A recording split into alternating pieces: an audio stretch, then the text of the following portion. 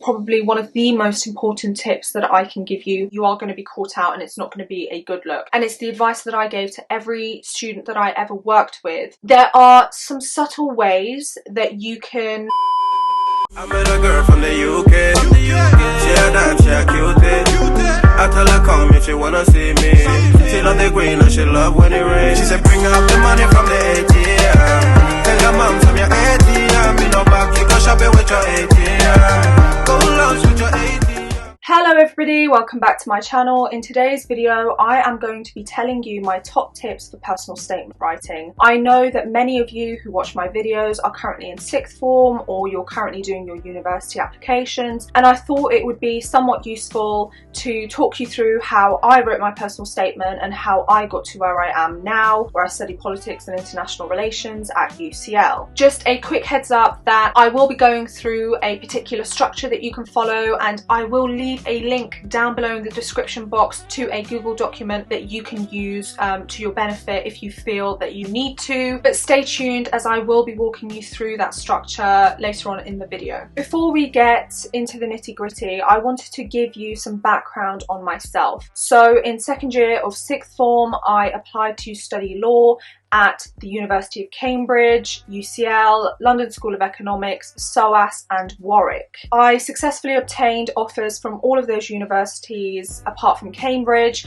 and then I decided to take a gap year for many reasons, all of which will be discussed in an upcoming video. So of course during my gap year I reapplied to university. I applied to study a joint honours in politics and international relations at UCL, LSE, Queen Mary University of London, SOAS, and I applied to study politics on its own at Brunel. And obviously I accepted my offer to study PIR at UCL, and here I am now. During my gap year I worked full-time at my old sixth form. I worked as an academic improvement mentor and also as the college's alpha coordinator. It's a fancy title. All it means is that for the latter part of my role I was managing the college's gifted and talented cohort. As part of both of my roles at the college, I actually held personal statement writing workshops with students where they would come in, sit down with me, I would read through their personal statements, give them tailored advice, and on many occasions many students actually had no idea what they were doing, where to start, what to write about,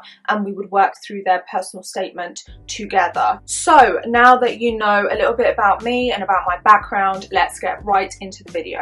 Tip number one, individuality. It is so incredibly important that whilst writing your personal statement, you stay true to who you are. Please do not try and fit into some mold in order to impress the admissions officer. Do not lie or exaggerate about your personality or the qualities that you have in order to impress the admissions officer. If there is something quirky or interesting about yourself, no matter how odd or weird that you think it is, somebody else might find it intriguing. So make it known. Feel free to talk about your family, your background, your culture, your travels, your life experiences. All of that information is important because it can help differentiate you from all of the other students who are going to be applying for the same subject at the same university. Tip number two, pick a course and stick to it. Some students can be very indecisive. They love history, they love philosophy, they want to apply to do both, but the problem is that in the British system you can only write one personal statement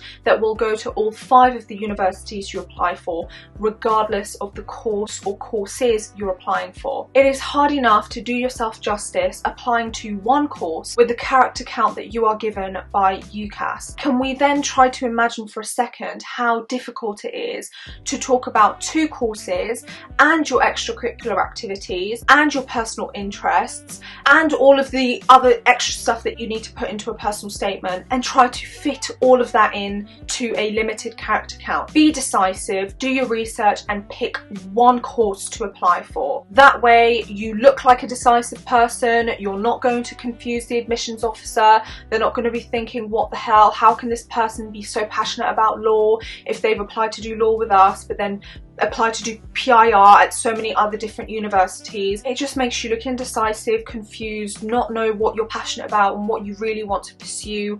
So again, stick to one course, write about one course and apply to do one course. Tip number 3, when you've decided on your course, do your research, okay? It is not enough to say, I'm passionate about law because I did law A-level and I really liked it. That's not enough. You need to go above and beyond to show the admissions officer that you genuinely are interested in the degree that you've chosen to pursue. What do I mean by extra research? I mean attending seminars and webinars to give you a taster of what it's like to do that course at university. It means reading books and articles and making sure that you're keeping up with current affairs and daily news if that is what is required of you for your course. It means knowing what modules are available on the course that you're applying to do and researching the modules that you're interested in. What I will say is that for any extra research that you're going to be talking about in your personal statement, actually put in the work. Don't say that you've read X book when in actuality you've only read one chapter, because you will be caught out.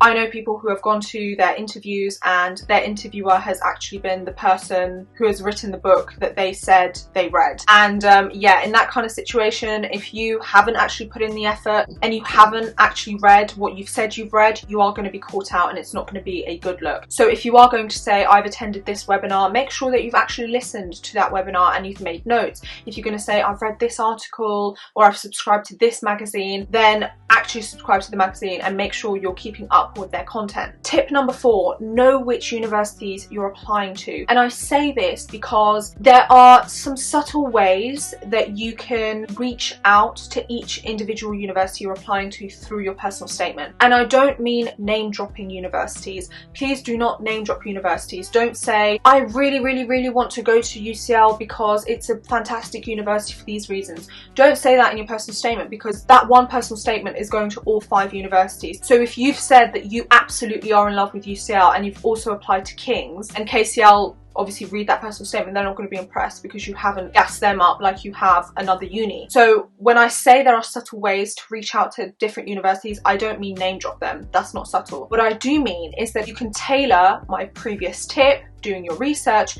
to those universities. So for example, when I was applying to study PIR during my gap year, I actually attended a taster lecture at UCL that was taught by Dr. Jeffrey Howard, who is the program director, who's also now my personal tutor, and taught my favorite module of first year. Designed for students who are passionate about politics and who want to dig beneath the daily headlines to understand the forces shaping today's world. We'll give you the tools with which to explain and assess some of the great political challenges of our time, both domestically and globally. We'll ask some of the most fundamental questions that arise in the study of political science today.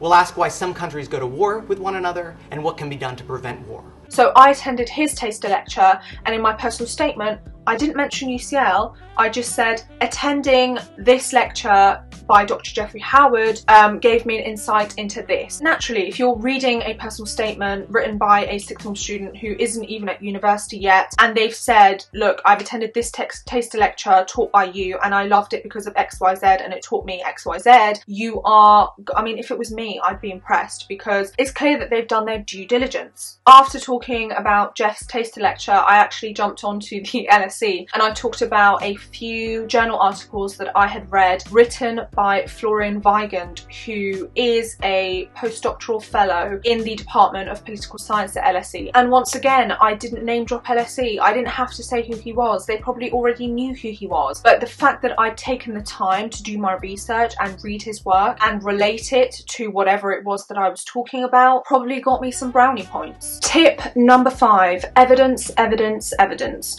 There is no point in telling the admissions officer you are really good at something or you have skills in a certain area if you're not going to provide the proof to back up your claim. So for instance, if you are going to say that you are a fantastic leader or you have great leadership skills, tell the admissions officer of a time where maybe you were heading a club or society, or you were the leader of a team working on a project, or maybe you're the elder sibling, or maybe you are a young carer. It doesn't really matter what the experience is. It doesn't matter what the example is. You can shape loads loads of different situations to work to your advantage, but what does matter is that you provide evidence. Because if you just say, I am a great leader, and nothing after the fact, nobody's going to believe you. Anybody could say that they are fantastic at anything. If there is no proof, then it's just a load of empty words. So clearly evidence is pivotal, and it's probably one of the most important tips that I can give you. Back up everything you say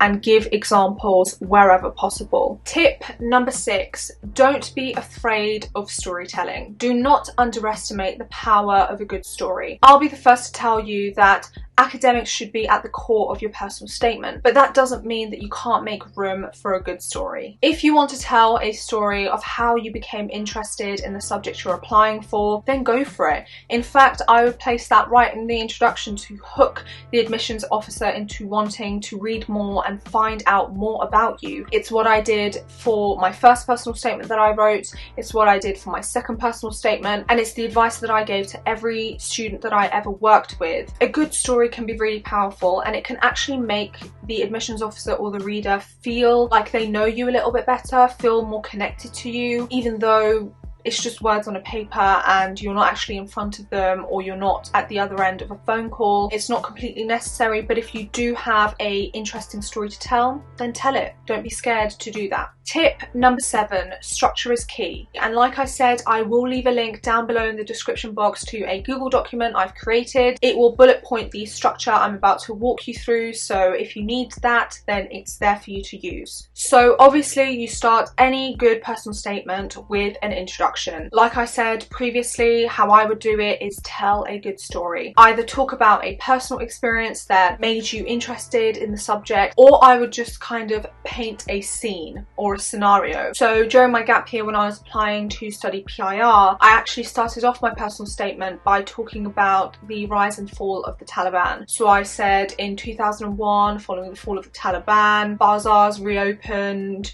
this happened, that happened, and a team of professionals from all around the world came over to Afghanistan to work with Afghan officials on a constitution. So that's how I began my personal statement, and reading back, I'm happy with my decision. It was interesting, it was a bit of storytelling, it was descriptive, and it just made sense. It was relevant to the subjects I was applying for. I would just prefer using anecdotes, personal experiences, stories, etc. to get the ball rolling and to make the admissions officer interested in what you have to say. So then in paragraph 1, following your introduction, I would talk about all that extra research that we've done, the books we've read, the articles we've read, the webinars and seminars that we've attended. All of that stuff should go in right at the beginning. I just think it's a great way to get into the nitty-gritty and talk about your academic interests, which is what the admissions officer is going to be interested in above all else. Then we move on to paragraph 2, where we can talk about our A-levels. Now, a big mistake that many students do is start listing every topic that they've studied within their A-levels. If you are going to talk about your A-levels, you need to make it relevant to the course you're applying to. So in my own personal statement, I didn't actually list the A-levels that I studied. I actually just said the combination of A-levels that I studied have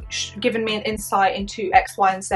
And again, I linked that to the subject that I was applying for and connected that with the modules that I would be studying at university level. In paragraph 3, you can talk about your extracurricular activities or any work experience that you've had. A lot of students stress about work experience. If you haven't had any work experience, then it's okay. Admissions understand that not every student is going to have had the opportunity to work in a hospital placement or to work in a law firm. Those opportunities are not readily available to everybody. So extracurricular activities and work experience can be helpful. They can give an insight into your personality, your character, who you are, your interests outside of academics. But remember that academics are going to make up like 80% to 90% of your personal statement. As long as your academic portions of your personal statement are on point, then you should be good to go. And finally, we conclude the personal statement. When it comes to conclusions, I love a circular structure. So whatever you've touched upon in your introduction, mention it again in your conclusion. Link it back to the introduction. Like I said, I started off my personal statement talking about Afghanistan. I ended my personal statement with talking about Afghanistan. I said something like, these are the reasons why the Afghan diaspora both fear and yearn return. And then I went on to talk about what I actually want to do with my degree. What are my career aspirations? Again, circular structure, link it back to your introduction, and then mention, if you have any ideas, then mention what you'd like to do with your degree, what you'd like to do after you graduate as a career. Number 8, you don't have to write your personal statement in chronological order. If you're sitting there in front of your laptop or with your pen in your hand and you have no idea where to start, you don't know how to word the introduction, you don't know what you want to include in the introduction, then just leave the introduction to the side. Instead, write your A-levels paragraph, write your extracurricular paragraph, write your extra research paragraph. At some point, you will have some idea in your head of what you want to do for your introduction, and you can go back to that and you can finish that off later. Tip number 9, ask yourself at each stage, is this relevant? Every single point you make in your personal statement needs to be relevant to the subject you're applying to. Work experience, for instance.